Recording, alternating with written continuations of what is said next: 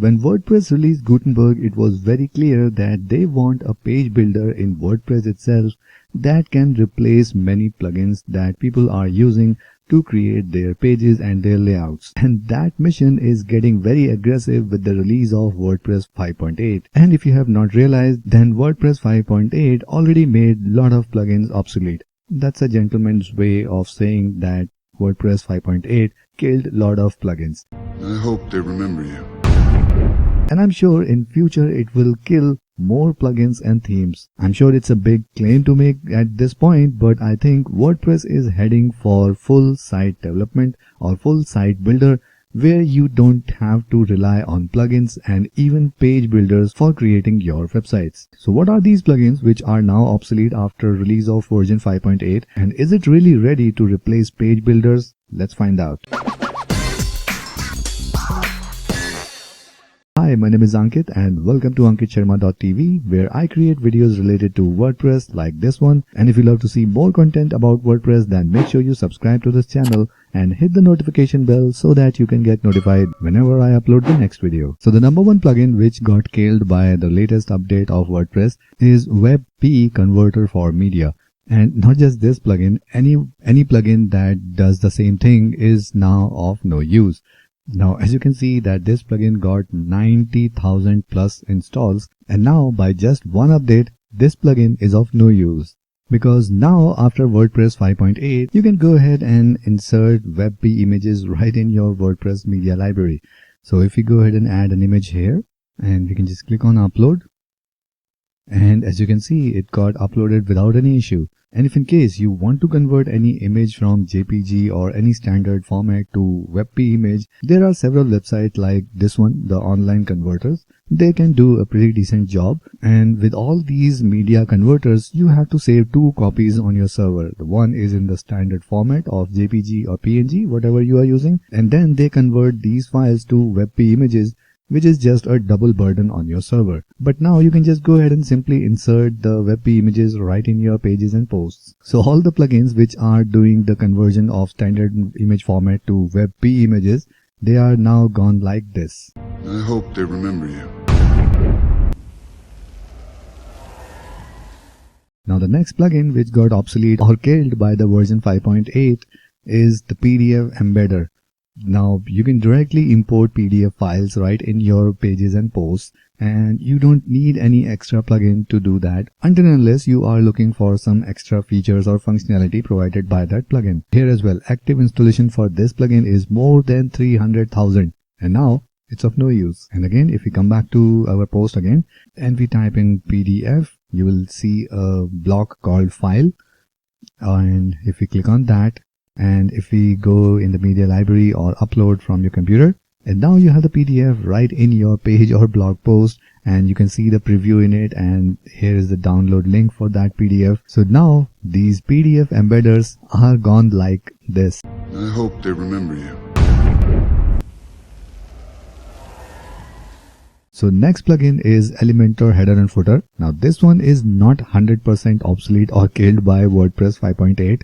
But once we have the version 5.9 or maybe one or two version ahead, these plugins will no more be required to create your headers and footers. There will be a tough competition for page builders like Elementor and Divi, because I'm sure in the coming version of WordPress, you will be able to create your custom templates, including headers, footers, and blog posts or pages. Any template you will be able to create right in the WordPress using Gutenberg Editor. So as of now, this template editor is not working perfectly fine. But if we take a look at the block list in Gutenberg Editor, if we go in this plus sign, we can see that we have blocks like site logo, we have blocks like site title, and we have blocks like site tagline, which means we can use them to create templates for our pages and blog posts. So let me show you with a live example. And here we have a default post from WordPress.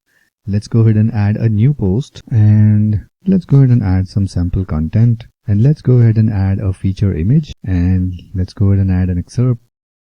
So let's go ahead and publish this post. So now if we go ahead and view this post in front end, so this is how this post looks like. We have this header here, and On the top we have the feature image, and below that we have the template coming from our theme.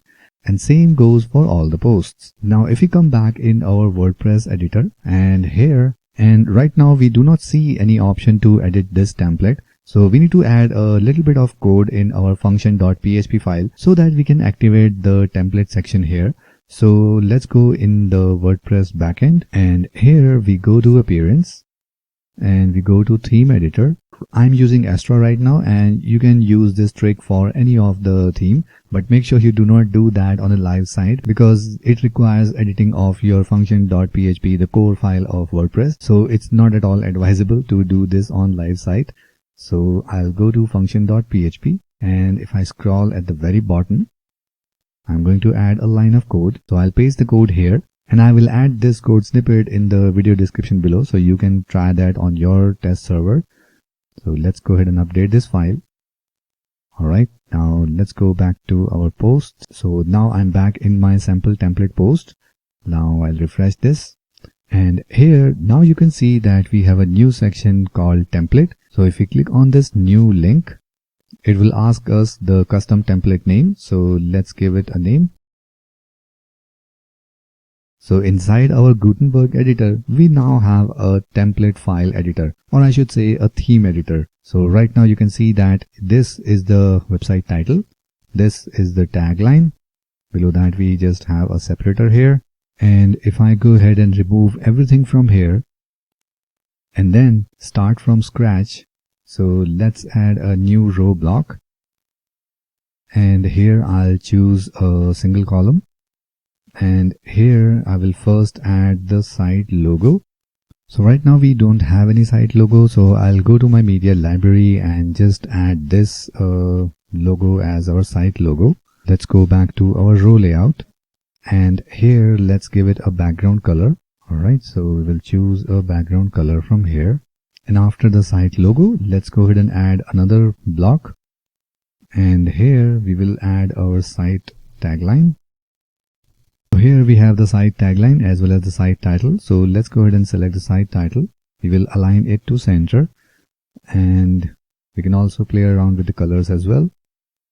So this is the background color, and I don't think we can update the text color. We can only play around with the background color, so we will leave it as it is. So after this, let's go ahead and add our tagline. Alright, now we have the site tagline as well, aligning it to center. So for this row, let's choose full width, and after that we will add another row block, and for this let's go ahead and add a margin of 50 from right and 50 from left. And now we will add post title as the block, and let's make it 24 pixel. So here we can play around with the text as well, and we can do some changes in the title as well, in the text color as well. I think we will leave it as it is. After that we add another block.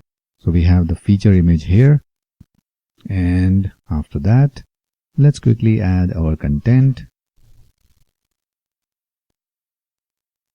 So now let's go ahead and update this. So this will update our post, and it will also update our new template that we are creating, and it's also updating the logo because we have recently added the logo right from this post template. So let's click on save. Alright, let's open that in a new tab. So this is the default look of the post, which is coming from the theme itself.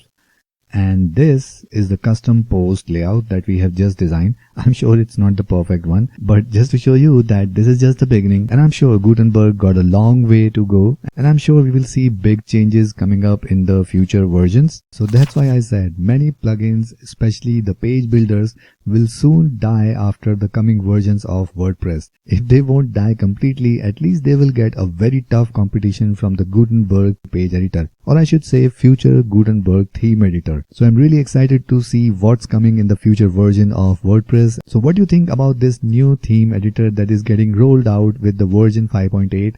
and I'm sure it will improve in the future versions. Are you excited about it, and what are your thoughts and what you expect from WordPress that will be added in the future versions? Let's have a conversation in the comment section below. And if you like this video, then make sure you hit the like button and subscribe this channel for more videos related to WordPress. So that's it for this one, and I'll see you in the next one.